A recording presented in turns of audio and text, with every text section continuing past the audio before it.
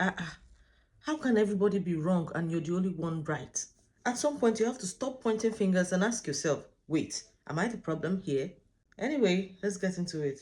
Somehow, Nomi still hasn't moved on from this whole situation. And the surprising part, she still thinks she did nothing wrong.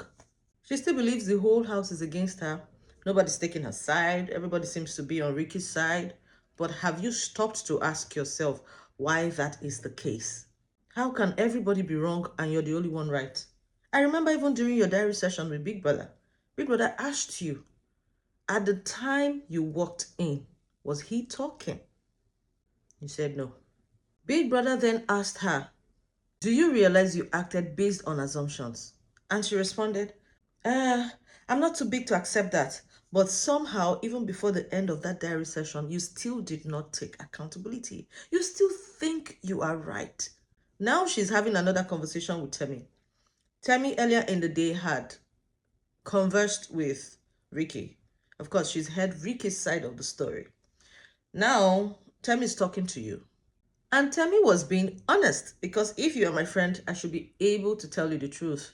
TEMI says to her, we were being hypocritical. And she's wondering, why? Why would you say we were being hypocritical? Does it mean that what he did was right? No. You want him to admit what he did was wrong, but you're not even taking accountability. You're not admitting what you did. Even in that conversation with Temi, you opened your mouth and said, oh, you thought he did not respond to Blue. That's why you walked in and you spoke to him that way.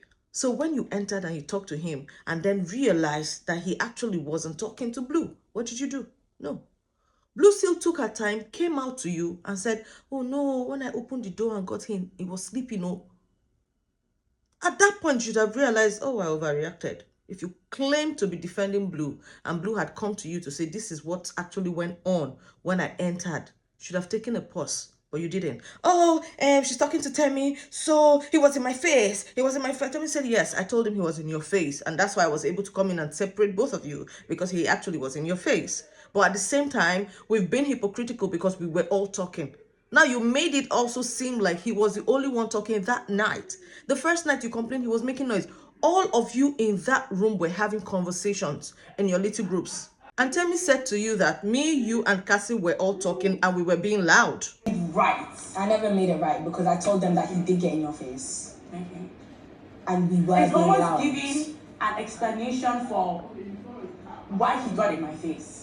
How is that me giving an explanation about why he got in your face? I told him that he was getting in your face. I was the only one. What is Bella saying that, oh, he wasn't getting her face? I was like, get out. I even told her to enter the conversation. I even told her to remove herself from the conversation because I told her that you were getting in her face.